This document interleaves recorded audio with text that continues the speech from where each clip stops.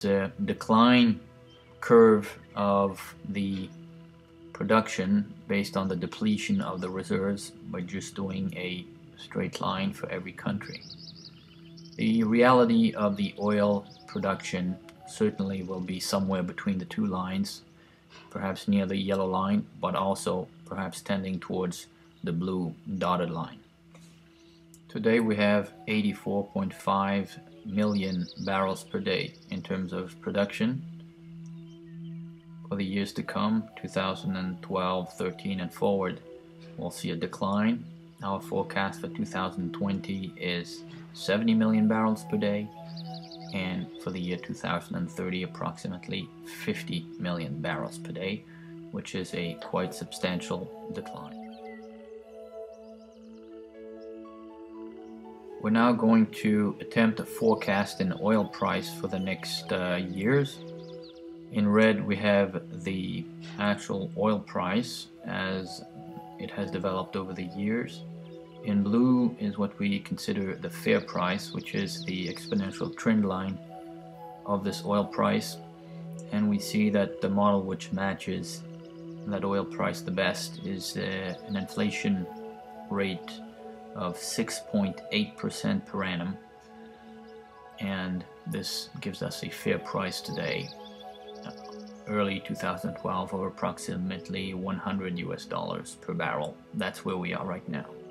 We continue our trend line towards the future just by keeping that trend line steady as it has developed over the last 40-50 years.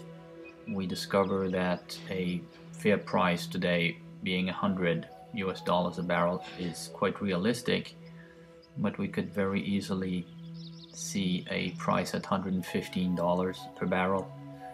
$140 a barrel is what we see for 2018, which is in 6 years, and 2022, so in 10 years from now, we see an oil price forecast of $200 per barrel, that being the average price of the oil over the year.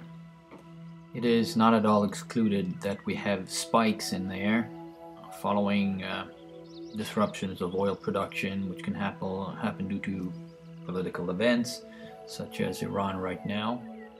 There will be increased competition to go and grab this oil from the oil producing countries. China is very good at fighting to get its oil. We can imagine an oil spike at $150 or $160 a barrel during the year 2012. In this context of scarcity of oil, we will see repeated spikes of oil price. We do not exclude somewhere between the next 24 months a spike at $200 a barrel.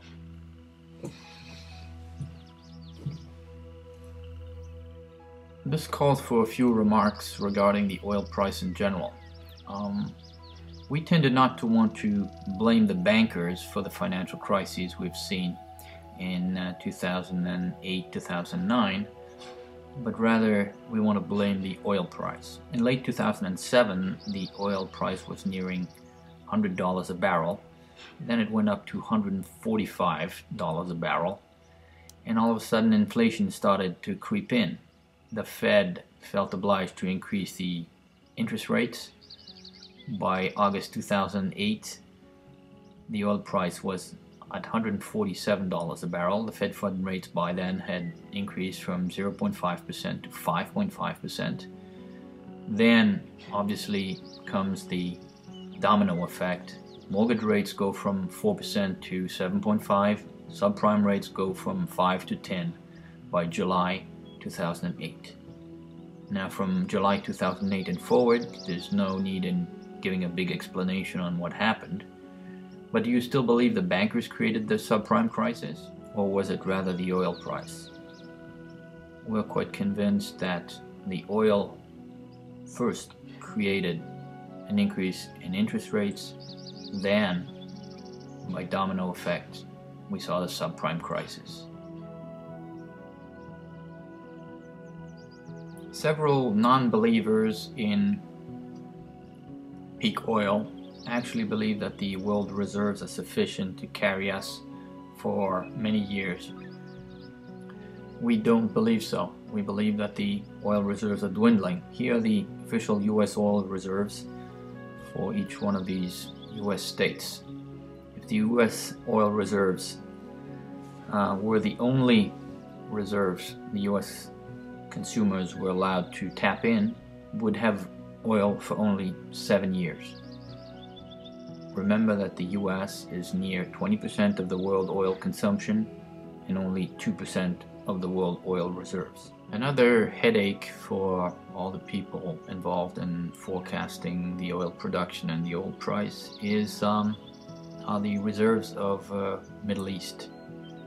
Middle East is declaring reserves which see refutable jumps in the stated oil reserves, and this without associated discoveries, and on top is a lack of depletion of the reserves despite the yearly production which follows.